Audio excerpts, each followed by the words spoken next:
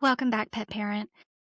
Today's episode is actually a Pet Health Junkies episode. So I know not everybody who listens to the Pet Parenting Reset also listens to Pet Health Junkies, and that's okay. I absolutely love Pet Health Junkies, but it doesn't come out nearly as often, obviously, as the Pet Parenting Reset. And so I think it kind of gets sometimes a little forgotten about, which I'm not mad about.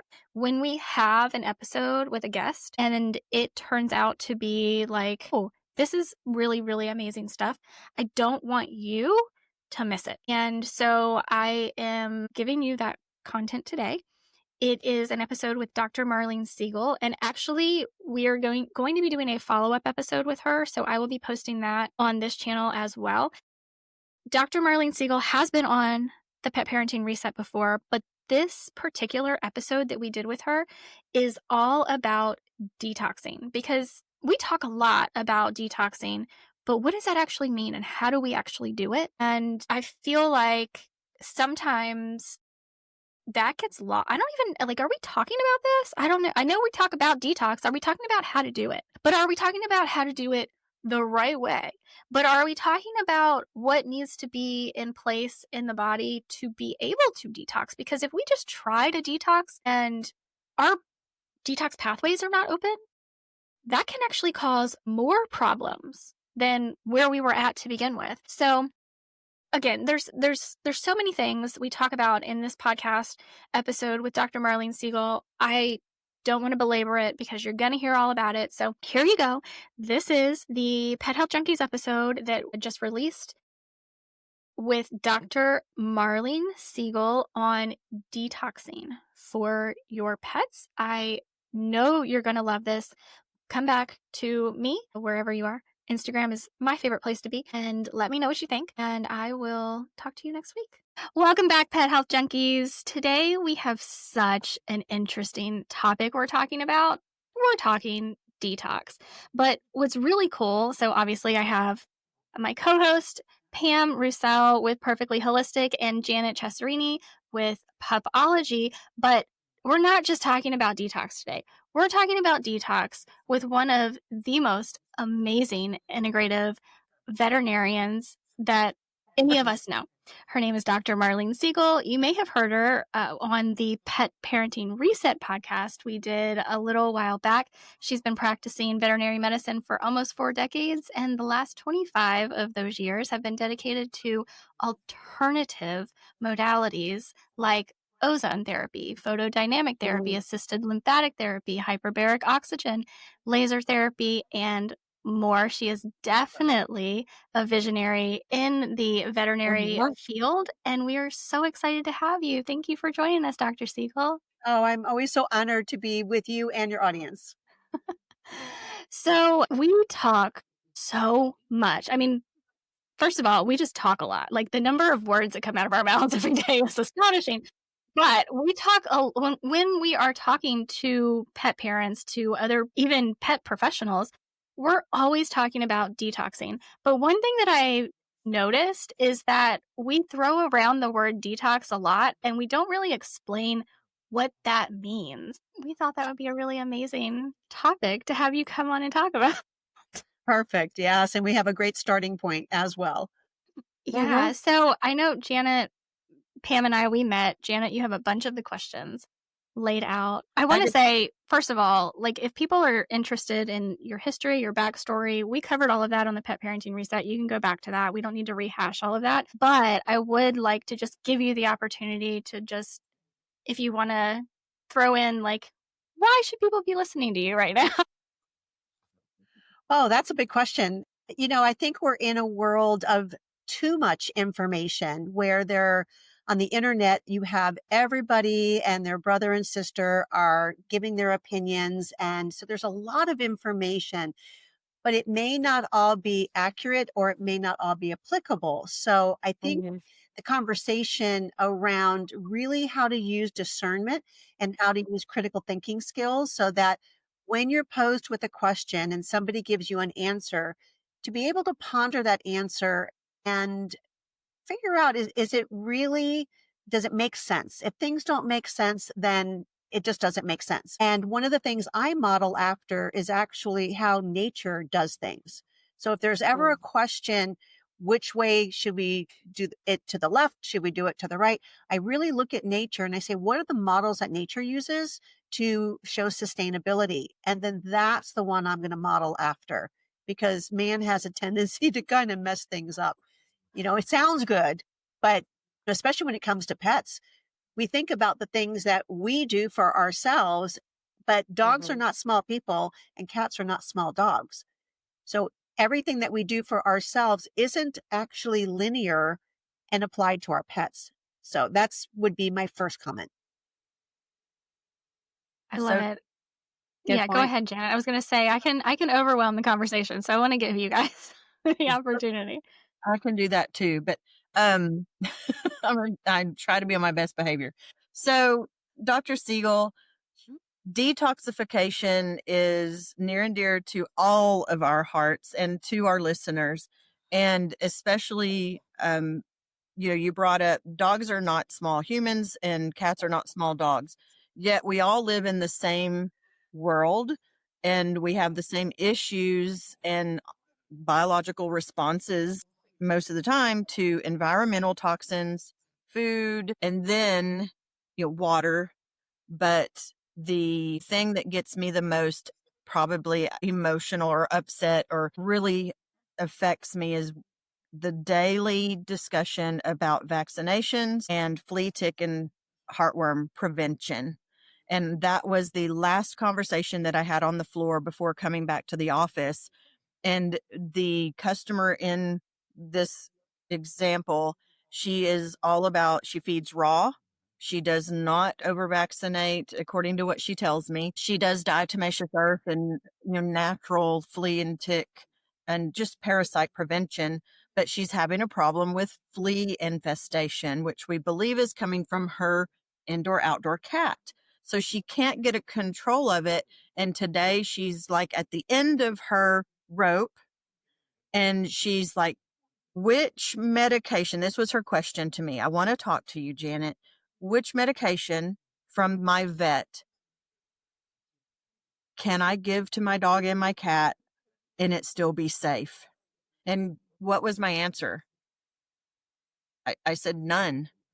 And Well, how do you answer that? I mean, yeah, because I think there is also a time for intervention that's maybe yeah, more serious. But then going back to the detoxification, I said, okay, if you end up going down that road, then we have to detox the system to, because I understand the problem may be insurmountable and you're at the end of your rope. You can't do these things. They're not working or whatever.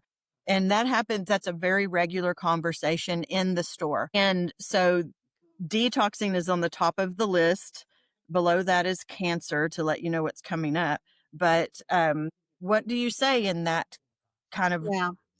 So situation? it comes up a lot for me as well. And I think Mhm. we have to take a step back and using critical thinking skills and look at each individual problem. So when we're talking about fleas and ticks, not only do they cause misery to these poor animals, if you've ever seen an animal that has flea allergic dermatitis, Yes. they're Mhm. full of scabs, they're miserable, they're itching all the time. You can just imagine what their life must be like, let alone the pet parent who has to listen to them chewing and scratching and being miserable and bleeding sores. And then ticks, they carry a lot of diseases. Right. So I think we have to step back from the little picture and look at the big picture.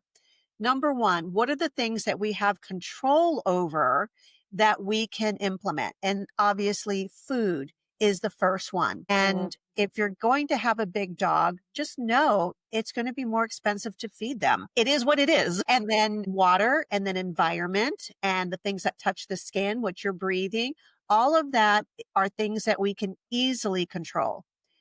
When it comes to flea and tick prevention, if this lady is doing what she's saying she's doing, she's really feeding a balanced organic or grass fed, grass finished raw diet. Because now there's so many raw companies out there Yeah. that we have to even stop and have that conversation. Is it a raw diet that's loaded with a bunch of vegetables? It doesn't have grass fed, grass finished in it. Mhm. So they're all raw diets are not equal. Some of them are balanced, some of them aren't, some of them have synthetic vitamins put in there. I mean, there's just so many things that we have to really step back and take a look at what does that really mean that she's feeding raw. So let's assume she's feeding a well-balanced grass-fed, grass-finished raw diet with the right essential vitamins, minerals, fatty acids, and aminos. And let's assume she's giving a good filtered, structured water and Mhm. that she has the rest of her environment. The body's organs of detoxification are actually designed to be able to handle a level of toxicity. Where the problem comes is when you overwhelm those organs of elimination with so much toxicity that they can't keep up. And I'm Mhm. finding because we're testing for mycotoxins and we're testing for microplastics and we test for glyphosate and we test for heavy metals. That becomes a big eye opener when we're talking about detoxification because that little bit of insecticide that goes on once a month to prevent the tick-borne diseases and the flea allergy dermatitis is nothing compared to mycotoxins and plastics. Okay. So it's not one thing. It's the Mm. entire lifestyle that we're looking at and trying to pick with some discernment, which hill are you going to die on? Right. Because you don't have to have every battle. So what Uh-huh. I do is I pick the safer Mhm. of the flea and tick products. And Yes. that would also be dependent on the lifestyle of that animal. Are they swimming a lot? Are they up north? Are they in the south? What's the lifestyle so that we can pick the safer of the products? I don't use any of the orals. Any of the chewables, I don't touch any of those because when you look at the ingredients, they are really egregious in what they put into those things to make Mhm. them palatable. Yeah. But there are safer of the flea and tick products that will still do the job of protecting the animal. And then what you said was continue doing the daily detox and really just having some critical thinking skills, looking at the rest of the lifestyle. Because I think it's a misrepresentation for a pet parent to come in that is still over vaccinating, that is feeding processed foods, that is giving their animal tap water, but they don't want to use a flea and tick medication. Mhm. Like, is it because you don't want to spend the money? But what's the real issue? Because you're not making an effort to clean up the rest of that lifestyle. So that's how I address it. I pick the safer of the products to keep that animal as healthy and safe as I can in their environment. So 2 Mhm. questions. One's a clarifying question. So are you then saying that an animal that is fed a super clean, raw diet, that is given filtered, structured water, um, that is not receiving, common prescription meds and other things of that nature, just the healthier the diet, the healthier the pet, therefore it has an impact on fleas and ticks and being attractive? Would you say that that does have an impact? Is the cleaner the body, the gut biome, does that Yeah. have an impact on being attracted to fleas and ticks? I'm not, well, Cleaner the blood? the word attracted is the one that's throwing me off because the fleas and ticks are going to take their opportunity. Hell, they'll eat on me if I was the only food source that they had. Yeah. So it's not that it's cleaner. What I'm saying is that an animal that has a healthier lifestyle, that their organs of elimination are functioning better, they Mhm. have a level of tolerance. So Okay. we can be exposed to a level of toxicity and our body is going to have a healthy response to cleaning that up. So Okay. here's how I look at it. Pretend you have a glass. When the glass is fully empty, then you have all of that reserve, all of that space in that cup is Mhm. your reserve for being able to tolerate exposures. When that glass is full and the next drop that goes in makes it spill over, that's your cancer patient. That's your end stage Mhm. degeneration. That animal has no more space or tolerance or ability to detoxify because they're already at their max. They're full. So Right. maybe that's a better way to look at it. When we are evaluating what is the tolerance of this animal, evaluating the lifestyle, and then testing for mycotoxins and microplastics and heavy metals and glyphosate, because you can't look at them and see how much they're exposed to. You Right. have to test And until you test, you really don't know what you have. We test on the average, gosh, we probably do 10 cases a week that we're doing full workups on. And of the ones that we test for mycotoxins, we see a minimum of 3 out of 5 mycotoxins. And in most cases, they have all 5 and they're at very high levels. So that,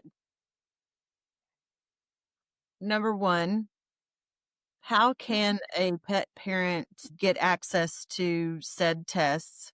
And then number two, then about if this pet parent goes into her vet, and I heard you say loud and clear, no orals, and I'm so happy to hear you say that. So they have the topical option. Let's say that they pick one, I don't know, Simparica. Okay. That's a no on my list, by the way. I honestly suggested that she do before running to the vet, because I ran through all the natural options that I know of, that I've applied over the last 10 years, that I do with my own dogs, and that she has said that she's doing or has tried. And I think, side note, the consistency of the application of natural products is more time consuming. It is much more cumbersome. It's not a one and done for another 30 days, 90 days, and even now annually, with these new shots, ridiculous things. But I think that that is a huge factor. I also think a lot of times people will treat the pet and not the yard and their environment. Um, but if we go in and we do Simparica, then, and this is an older dog, what would you suggest for supporting the organs that as they're exposed to the medicines that are in those products? And my original question, how do pet parents have access to these tests? Because I would be willing to bet, I mean, I've never heard any of my veterinarians over the course of 40 years say anything about said tests. Yeah. So we can do telemedicine now. Yay. Hey. So that's what I do is I send the pet parent. Now I have a very specific process when pet parents are going to work with me, especially during telemedicine. And one, I require that they take the Empowered Pet Parent course, which is our online program. It's 3 hours, but it sets the stage for all the information that they're going to need to know about proper testing, about diet, digestion, gut health, microbiome, detoxification of all 6 organs of elimination, the mitochondria, and even I talk about trapped emotions. So it gives them all of that foundational information. And then they have the ability to self-reflect and go, oh, I'm not doing this. I am doing that. I need to do these 3 things, but I'm good on that. So now they set themselves up for success. Then when they come to talk to me, they already know what their weak points are, what they need to do differently. And then I just help them with implementation. Now, I will send them, once we've established that client-patient coaching or relationship, I'll send them the test kit. Of course, we let them know what all the different tests are. We pick the ones that are going to be most important for their lifestyle and their age and all that. And then it's very easy. Some of it's done on hair, some is on urine, and some is on blood. But they can get a technician or their vet to draw the blood, put it into the little test wells. We have directions on how to do that. And then it's a self-paid container that goes to the lab, and then the results come to me. And then I do the interpretation of the results, and then we design a program to help them with that detoxification based on actual data. Excellent. And what is the name of the course? It's called the Empowered Pet Parent course, and it's on my website, drmarlenesiegel.com. You can get to it that way. You can also get to it through transformingvetmedicine.com or evolovestore.com. So we have lots of different ways for people to find it. Awesome. Yeah. And it's the most inexpensive way to go back and you repeat it multiple times, because once you pay for the course, you own it. And what's valuable is we know that we retain 10% of the information that we learn. Then 6 months later, it's probably less than that.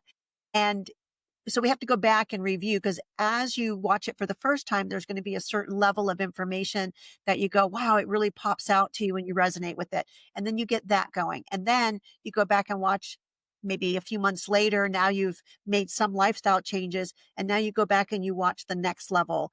And it just helps you in the entire life of that pet to understand without having to deal with all the shiny objects and the marketing. We really teach the body's biology to these pet parents so they understand their dog, they understand their cat. How are they different than a human? And now they can actually make educated decisions on how to best create a healthy lifestyle. Because we live in a society where it's really a broke care society. We wait for things to Mhm. break and then we do symptom management. Yes. This is proactive. Now, of course, a lot of people taking the course already have a challenge with their pet. And now we're trying to change that lifestyle and get them out of the danger zone. But for people that are starting out with their puppies and kittens, wouldn't it be amazing if they learned this information and they didn't fall into the same traps that most of us did? I mean, there's not a pet parent out there that I've ever met that intentionally wants to harm their pets. Right. I have one guy that's kind of close, but he's not doing it intentionally. He's just ignorant. He's my Jason 1-star review. Every dog that he has dies of cancer, but he doesn't want to make any changes. Oh, So, that's not like it's not like he's excited to kill his dog. It's just that he hasn't gotten to the point yet where he's willing to make a lifestyle change to do something different. mm, But most people really want to do the best thing for their pets. And once they understand it and know it, you can never take away that knowledge. And they're forever moving forward, making better decisions. yeah. Mhm. You bring up a very, very good point about basically it's when you know better, you You do should, better. right? You know better, you do better. Yeah. And I have a 1-year-old mini Australian Shepherd that I received as a gift last October after I lost my Hanky, my Australian Shepherd, to cancer. And he was 12 and a half when he passed. And then I was gifted Hope. And I looked at her and I said, okay, you know, your predecessor, Hank, taught mommy a lot. And I'm going to apply everything I learned in helping Hank live with metastatic cancer. And he was given 2 months to live. And I was able to incorporate many holistic veterinarians with hyperbaric oxygen therapy, vitamin C, intravenous therapy, Chinese herbs, acupuncture. And obviously, he was already on a good diet, but he had not been half of his life. He also Mhm. had received vaccines and flea tick and heartworm, in his early developmental years. And so I was playing catch up once I started learning about, healthy ways to raise pets. I did not. Hope came with 2 vaccines, and I did not vaccinate her.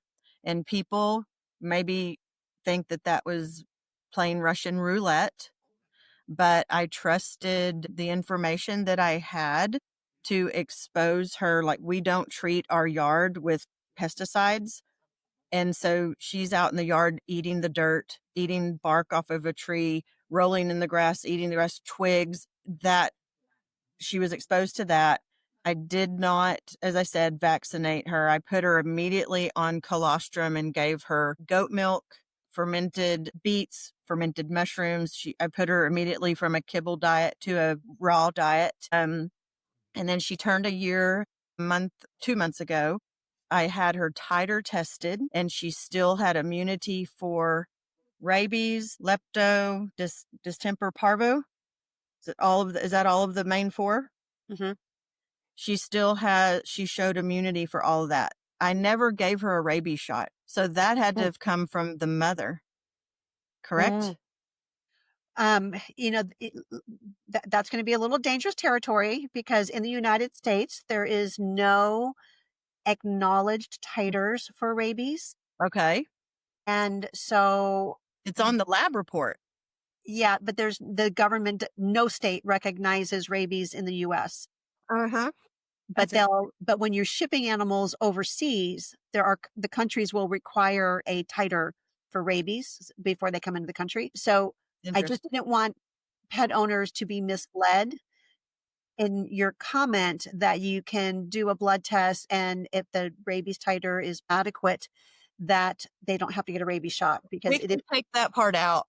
yeah, that's Yeah, we definitely can an cut that area out. that you just, but you know what, you talked about a lot of the different things that you're doing, but I think they're worthy of explaining what was behind, what was the benefit of the things that you're doing. As an example, being outside, rolling in the dirt, chewing on trees and stuff like that. You know, now you're talking about nourishing the microbiome and expanding the microbiome of that animal so that people understand that the diversity of the microbiome has everything to do with the exposure that we give it. And the better our exposure, the healthier the microbiome is going to be. Mm, good nugget. Mhm. Yep. So thank you. I hope the gentleman will make some changes. It makes such a big difference. But she's been a very healthy dog. We've had no issues, knock on wood. And I love the fact that she got a healthier start in life. Yeah. So, but bring this, go ahead. And with all of that said, we're all still exposed to glyphosate, heavy metals, mycotoxins, and microplastics. Yes. So you can't look at an individual and go, oh, they're healthy. Yeah. Honestly, you can't do that because you don't know what's happening under the hood. So when we want to really talk about, are they really healthy? We really need to get some diagnostics so that we can actually see what are their toxic levels. Disease happens when two things occur. Number one, deficiencies of essential nutrients. And again, you can't look at them and see that they are deficient. Now, I live in a food forest. It's a self-created food forest. I've got food 360 degrees around my house. My forest is almost 15 years old. Wow. And yet I don't know my mustard greens. They look beautiful, but I couldn't tell you the nutrient quality of them.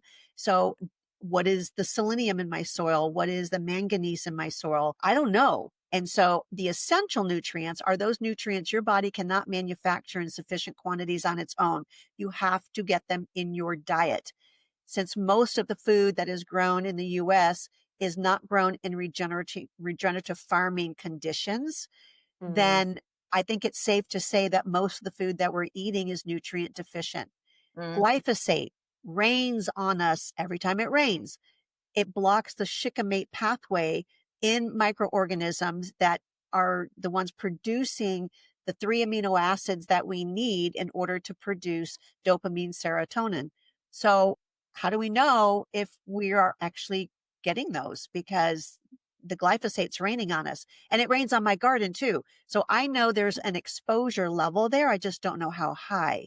And then on the toxicity side, the same. The average person, according to the lab that's doing the testing for microplastics, the average human has 21 particles of plastic.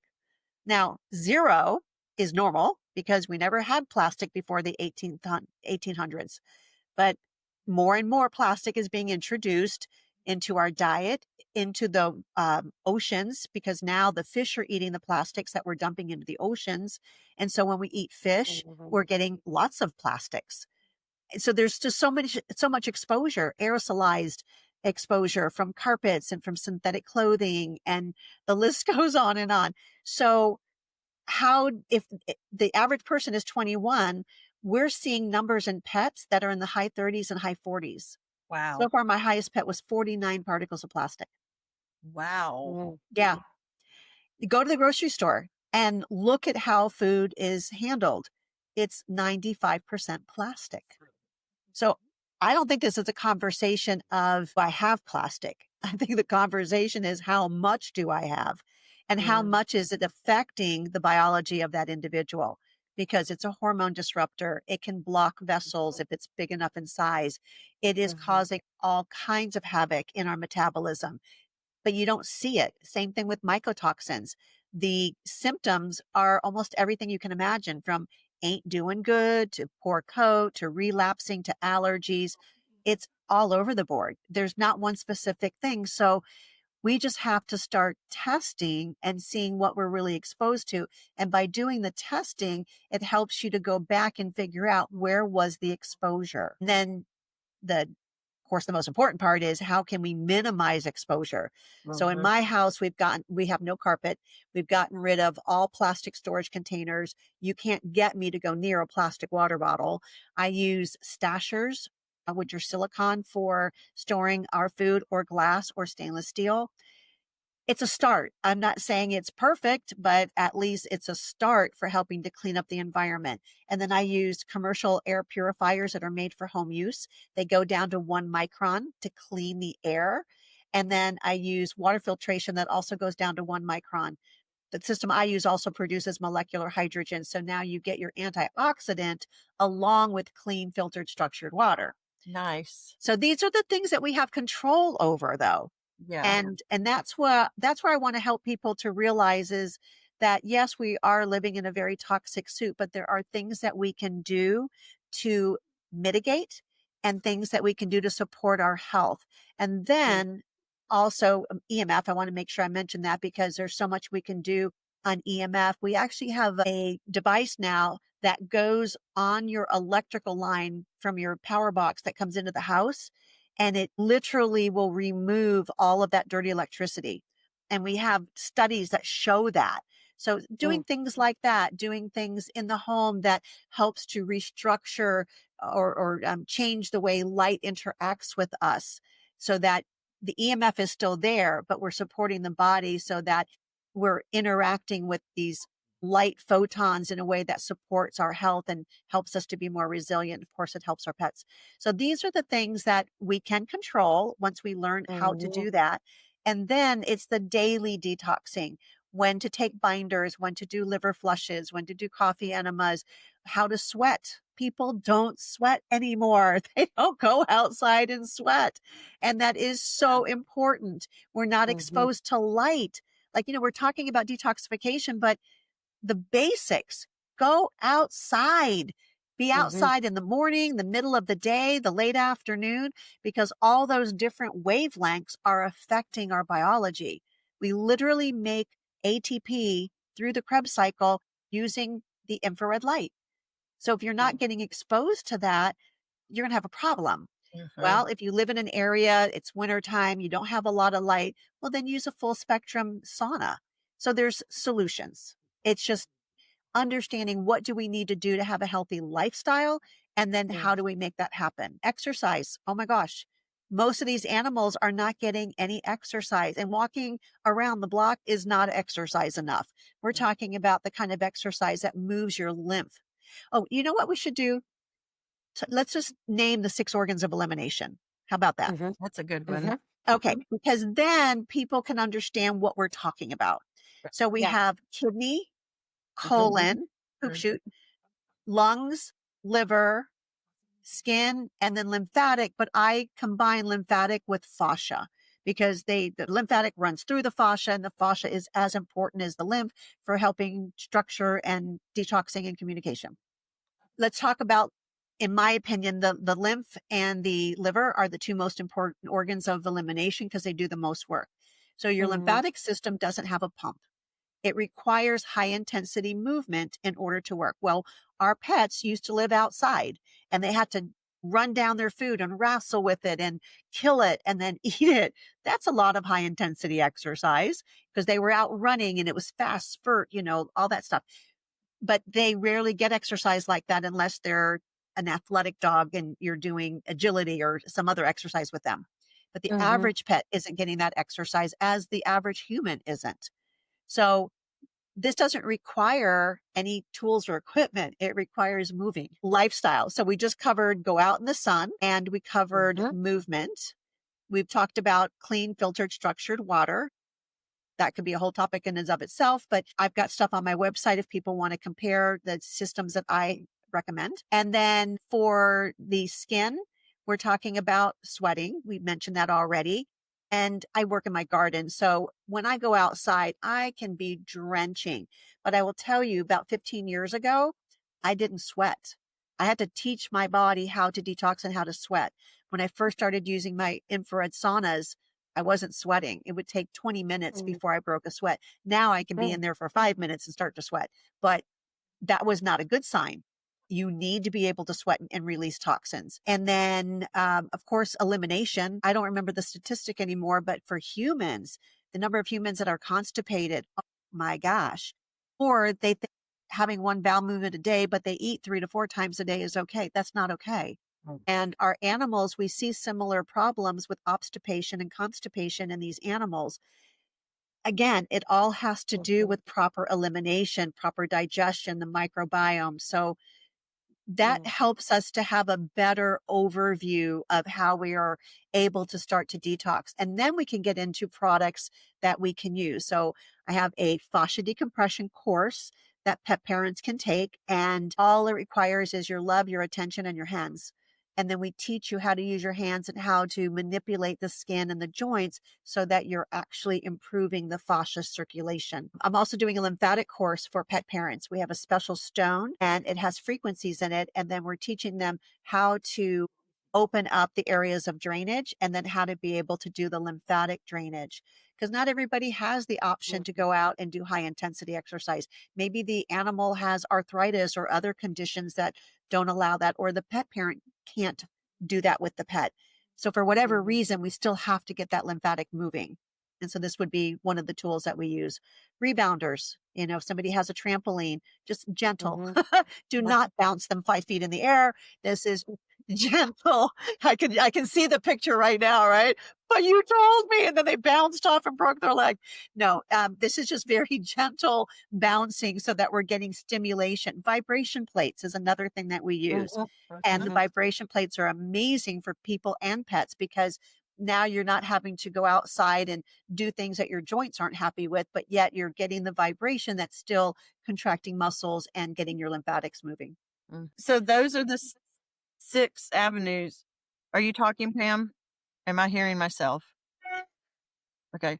Those are the 6 avenues. So one of the questions was about how to detox, including how do you prepare the body to detox? And I think we kind of covered that. It's about lifestyle. that's true. So you can pick each one of those. Kidneys, drinking clean, structured, filtered water, having herbs, eating for humans, I'm a big fan of eating a lot of vegetables. But animals, dogs and cats are carnivores. Cats are obligate carnivores. Dogs are scavenger carnivores. And they truly were not designed in nature to eat a lot of vegetables. Right. They were designed to eat the intestinal tract of the herbivore that they killed. And they got a DIY, it's done for you system where it's nice, all fermented for them. And then they get to eat that. But you don't see carnivores going out and eating in cornfields and vegetable patches. Yep. And again, remember I started the conversation, I said, I always look at nature and I see what nature models. Well, if nature intended for carnivores to eat a lot of vegetables, they would have put amylase in the saliva because you need that amylase to start breaking down the carbohydrates. And they would have had to chew their food thoroughly to mix it with the saliva to begin the digestion. They don't do that. They tear, gulp, and swallow. And it makes sense when you think about it, because in the wild, when they had to hunt something down, they got really hungry, gave them the motivation to go out there and hunt, kill, eat. They attracted a lot of other attention when they made all that commotion. So other scavengers are coming around going, whoa, maybe a free meal around here. And when you're eating, you're a little distracted. You don't really hear who's coming up behind you. So nature said, you don't have to chew your food thoroughly. We're not going to put amylase in your saliva. You're going to tear, gulp, and swallow, and then go back after you stuffed yourself with meat. You're going to go back and digest in safety. Yeah. Now, they haven't evolved over that many years to make that a big change. And they still don't have amylase in their saliva, and they still don't chew their food thoroughly. Yeah. So these are where critical thinking to me becomes very important, because it sounds good when you read the dog can or the bag and it has kale and broccoli and it has blueberries, and we all know all these nutrients that are supposed to be in them. A, are they organic? B, has anybody tested them to find out, are those nutrients really in there? I don't know. Critical thinking, now we have to come back and say, okay, we live in a very, very toxic world. We're talking about the 2 major things that are causing disease: deficiency and toxicity. Well, deficiency is pretty easy to make up once you've identified what you're deficient in and you're taking the right essential nutrients. Boom. Now you're taken care of. Okay. Mhm. So I just want to maybe clarify for anybody listening, because when I'm listening to you talk about these detox pathways and addressing each detox pathway, like the way you've talked about it with foods and with clean, structured, filtered water, like all of the things you're talking about, these are things that we need to do foundationally that people, because a lot of people, like we have just been conditioned by the pharmaceutical industries for so long that it's like, okay, what people were thinking, okay, what pill can I take? And now they're just transferring that to the holistic Yeah, side and saying, what Mhm. supplement can I take? But if we're not preparing the body and if all of these detox pathways aren't working properly and Happy. flushing things out, then those supplements could actually do more harm than good sometimes. absolutely. In fact, when we have cancer patients, we do not start cancer therapy. We don't start killing anything off in that body until we know that the elimination pathways are working because we will make Mhm. them sicker. It'd be like saying, I'm going to start cleaning my house, but my toilets don't work. So every time you flush, it overflows instead of it going down.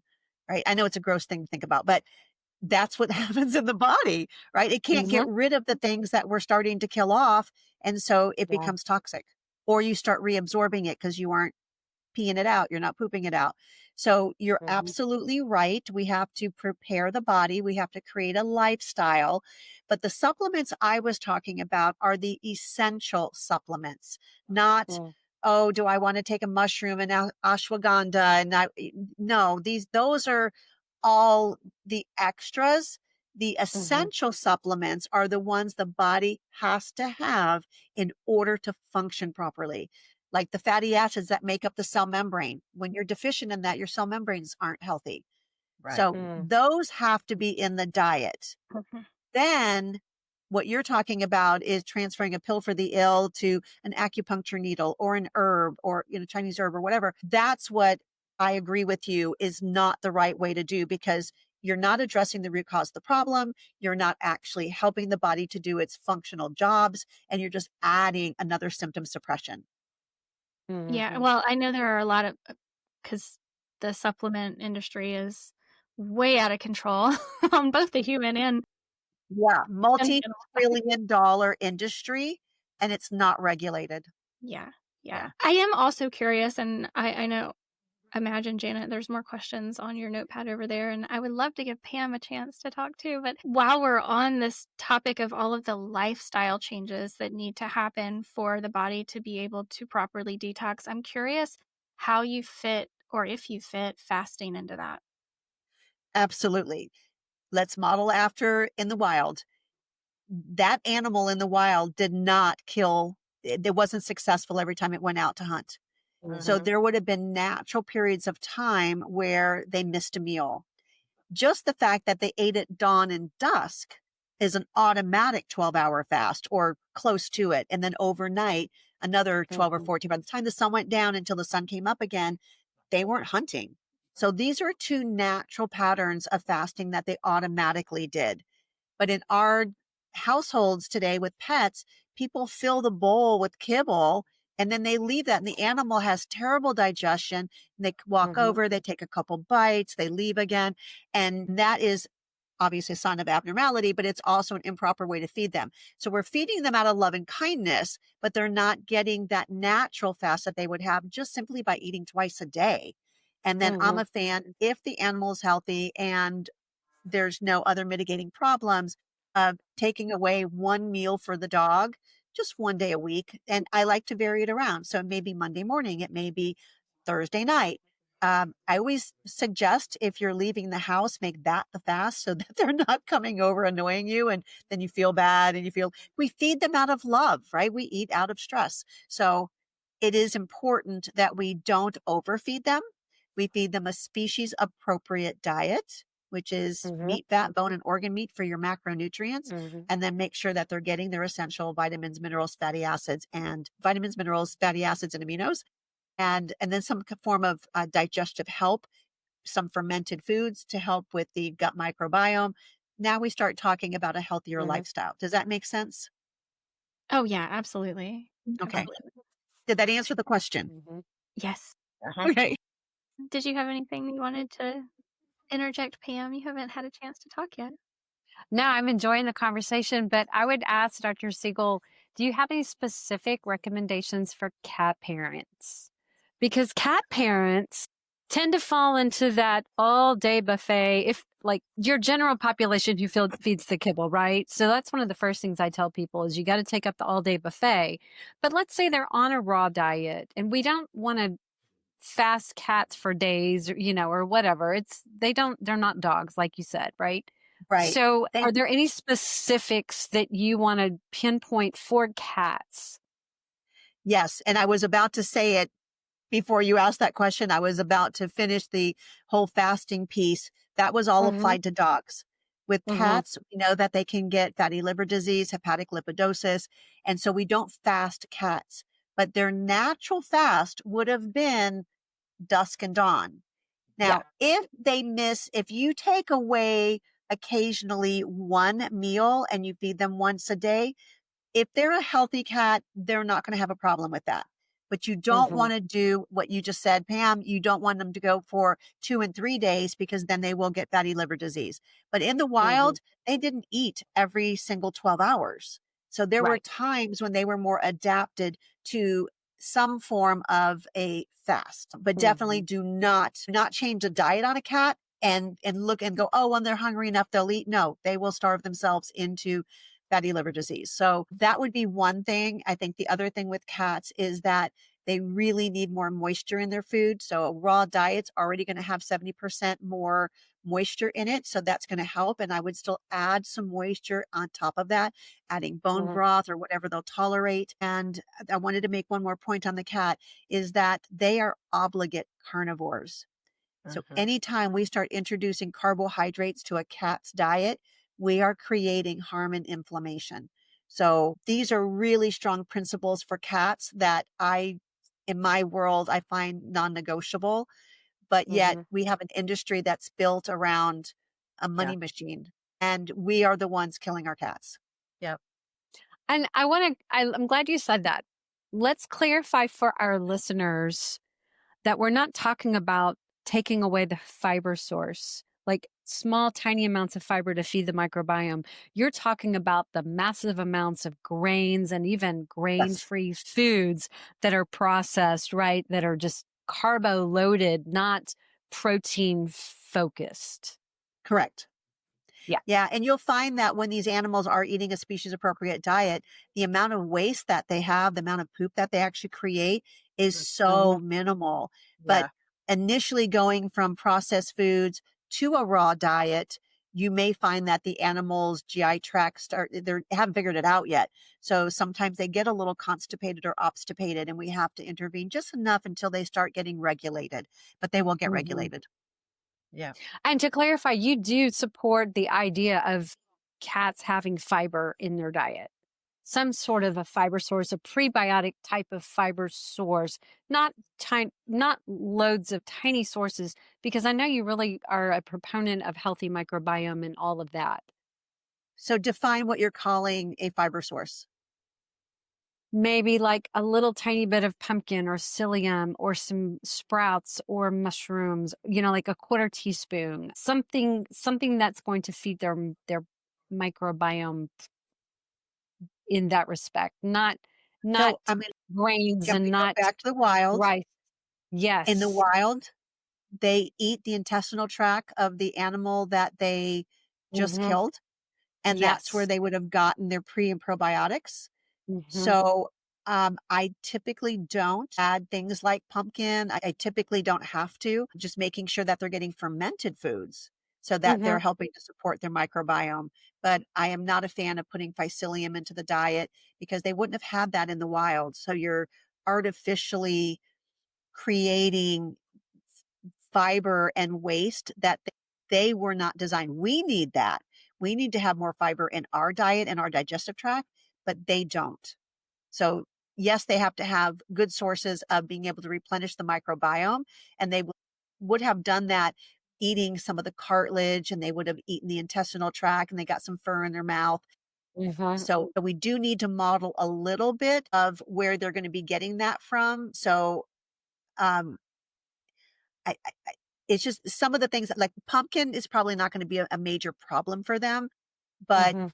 I don't think that I would want them to be on that long term if they don't have to be. So those Yeah. are more used if I have an animal that is having a problem with their digestion. Even Now, for a some of kibble fed cat, no, nothing additional to help support the well, they gut. already have so Well, much they're in getting their kibble. fermented foods, they're getting their essential vitamins, minerals, fatty acids, and maybe aminos. Are we talking an animal that's been fed processed foods most of its life and now it's shifted to a raw diet? They're going to need more support because you've already whacked on their poor little pancreas so hard. They may need enzymes. They may need other supportive digestive aids in there. And then let's talk about inflammation, because inflammation is where we're really going to have a problem. So most of these animals, they have poor digestion, they're picky eaters, and it's because they have so much inflammation and they have leaky gut. But if we learn how to lower the inflammation and how to heal the leaky gut, now they don't have those same stressors. Are they living in an environment where they can't get into a parasympathetic state? Let me explain. So we have two sides of the autonomic nervous system, the sympathetic and the parasympathetic. Our sympathetic is the side that helps us run from danger and fight if we're threatened in our life. The Mm-hmm. parasympathetic side is the rest, repair, digest, and detoxify.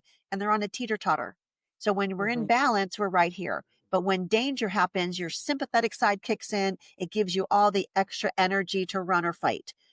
But it was not designed to stay on 24/7. So Mm-hmm. it needs to turn off and allow the parasympathetic side to come in, rest, repair, detoxify, and digest. What happens is these animals are in training to our energy. So when we are in a household where everybody's sleep deprived, you get up early, you get home late, you're yelling at the kids, you have money problems, you have relationship issues, you're eating processed foods yourself, and people aren't healthy and happy, that animal's living in that environment where they're looking at their pet parent and going, wow, they're in high stress. They're ready to flee. There must be danger out there. So I'm going to stay on high alert too. And they get Mm-hmm. stuck in that cell danger response mode. So Mm-hmm. none of the questions that we've asked are a clear cut answer.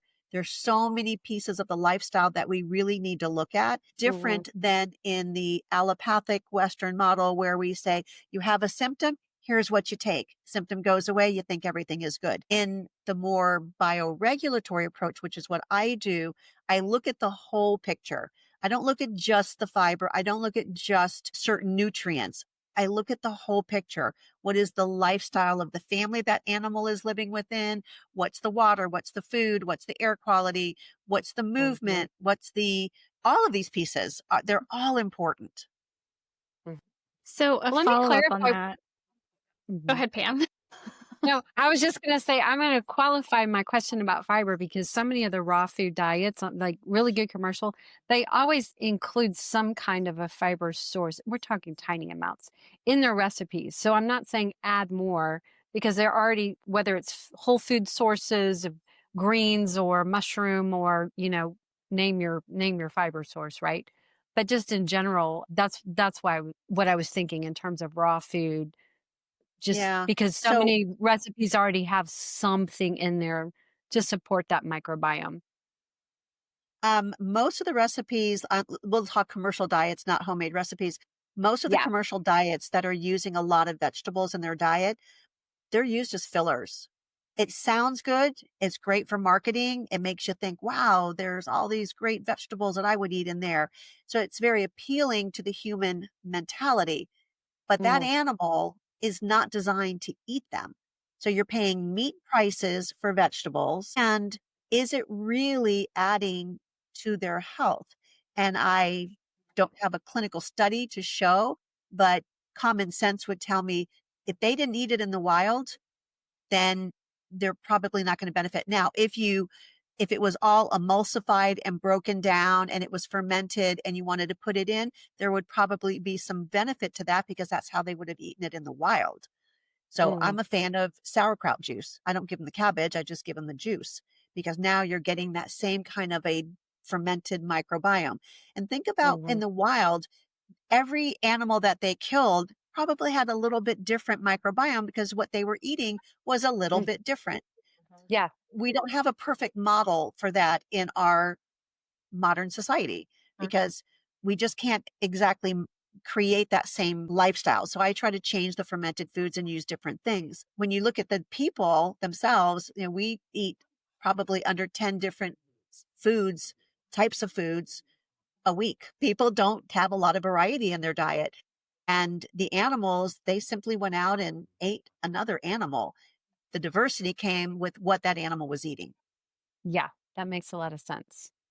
Well, and AFCO and NRC and FEDIAF all think they know better than nature too. AFCO is the agencies that make the recommendations. They have no legal power. They are Right. the big box companies. And the original intent of these big box companies was to keep the little guy from coming in. So that was really the original intent. Because if they were really trying to make healthier food, they wouldn't allow synthetic vitamins. They wouldn't allow so many of the things that they allow to add into food. They would have more confirmation that what we're actually putting in that food is actually healthy and nutrient dense. Yeah. I'm And I'm species curious. appropriate. What? It's And species appropriate, yes. Right. I Right. have a question. If you have an opinion about Lots of opinions. good. The latest in the supplement world for pets has been the addition of fermented soil based pre and probiotics. I don't know if you've come across this yet. Yeah, I love that. Okay. And I use humic and fulvic products as well. Okay. So yes, I'm a fan of that because again, you're starting to model what nature had originally intended and we're getting back to the earth. But not all companies are the same. So I work with companies that I really know the integrity and the philosophy and the intention behind the product. But yes, I do work with those products. Do you work with human companies as well as pet or just pet?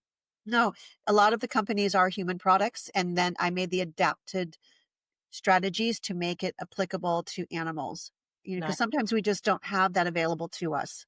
And I had one other question about, we talked about lifestyle and preparing the body, just in giving the body good things. And, we've all done detox and, tried this, that, and the other. And I never say this right, I don't think, but there's something called the Herxheimer response when your body, how do you say it?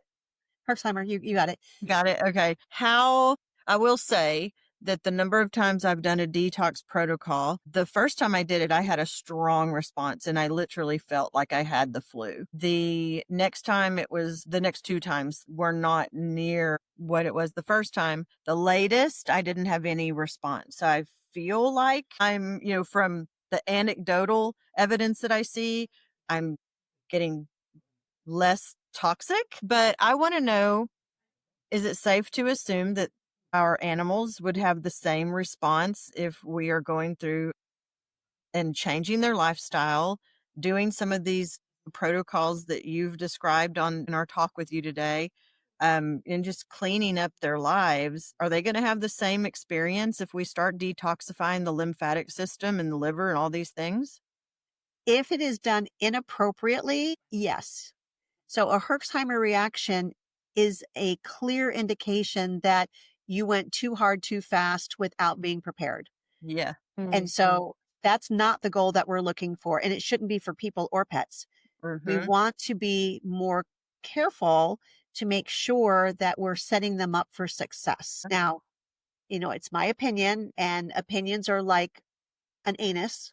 We all have one. Some stink worse than others. So that's my opinion, but it's also 40 years of clinical experience where I've seen where I went too fast and the animal quit eating and didn't feel good.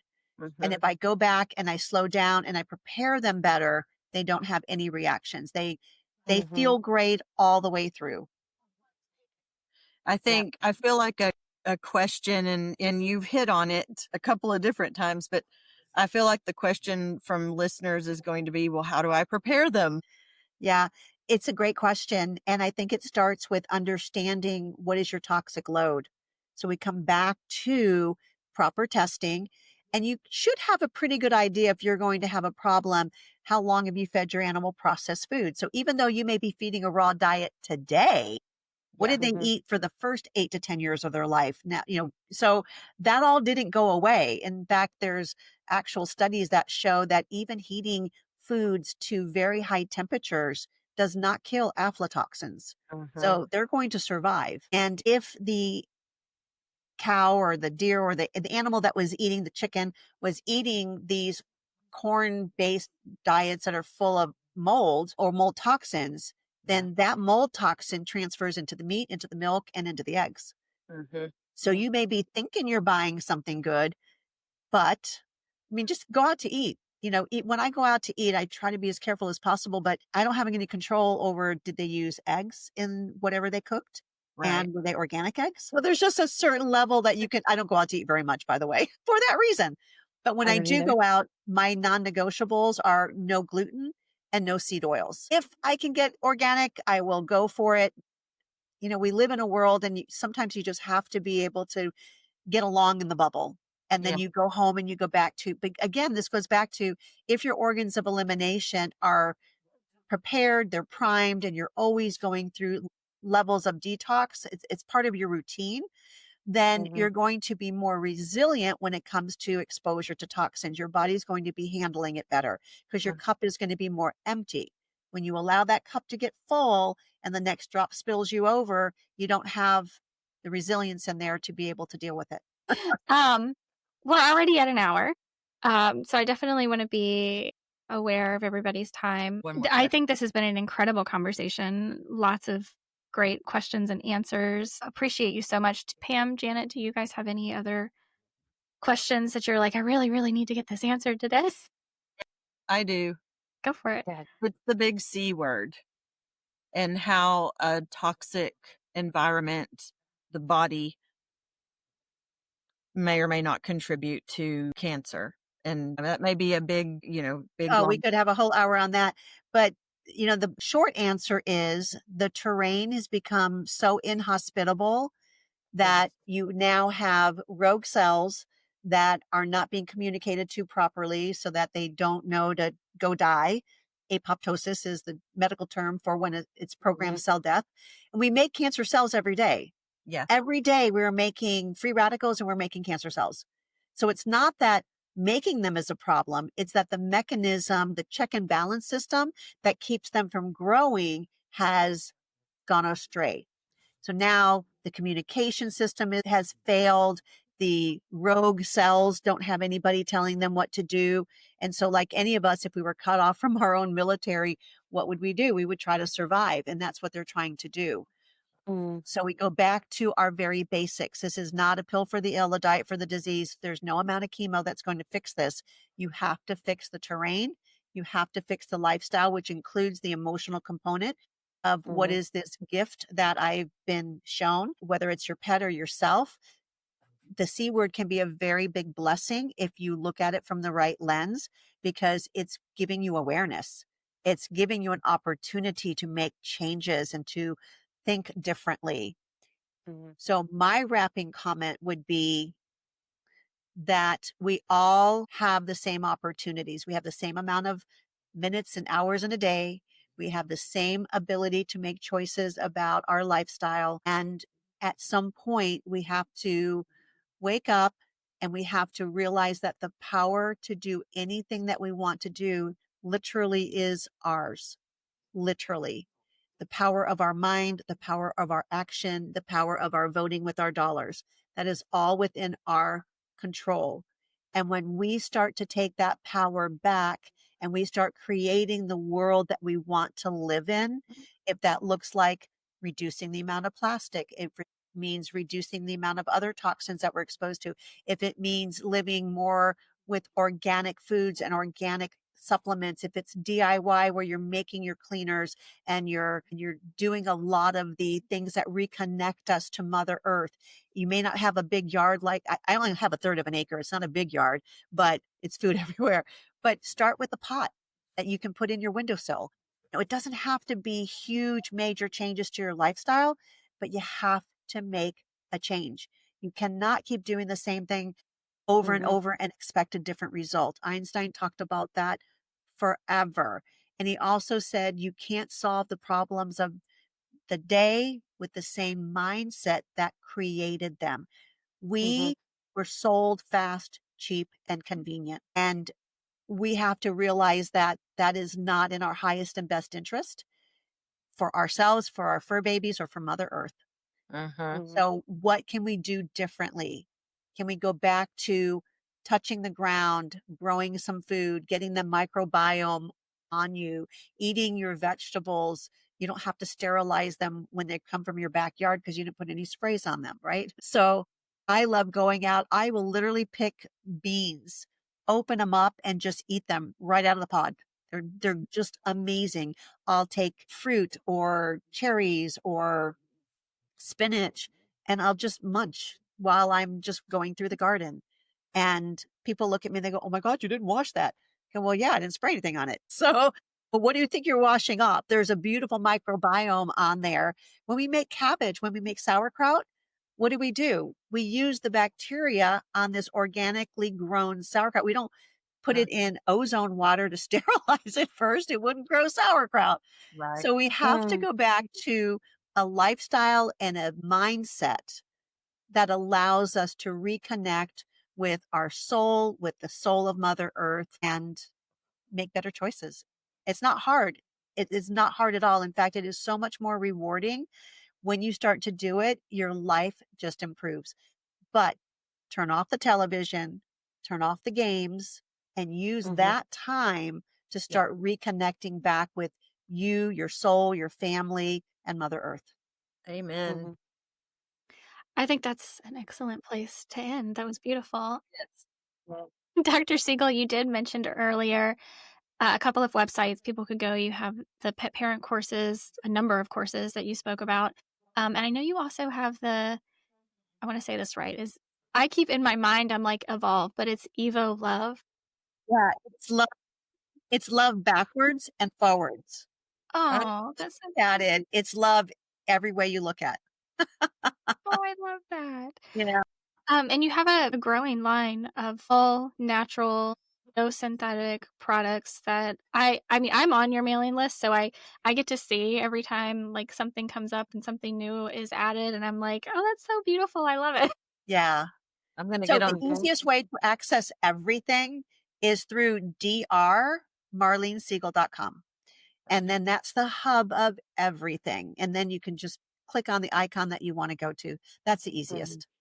Awesome. Well, I'll make sure that that link is in the show notes so people, wherever you're listening, whatever podcast app you're listening on, you can just click it in the show notes and go straight there. Thank you so very much for this talk today, Dr. Siegel. I know you have so much incredible wisdom that I know you want to pass on to the next generation, and hopefully we get to talk to you some more. But for today, I just want to tell you how much we appreciate you. Thank you for this chat. And guys, go check out Dr. Marlene Siegel's website, get on her mailing list, and check out all of the incredible products she has. Yes. Thank you guys. And thank you for all the hard work, because I would not have a voice if it wasn't for you guys putting the effort into making a platform for us to be able to share. So thank you, because we don't do this in solidarity. We do it as a community. And as a community, we lock elbows and join shoulders, and we carry that weight to help other people. Call it like the torch. We're lighting the path so that people can actually see where they need to go. So thank you for all the work that you guys do. Much gratitude. Thank you. Thank you. Guys, please give your pets some extra love from all of us, including Dr. Siegel today, and we will talk to you next time. Sounds good. Bye.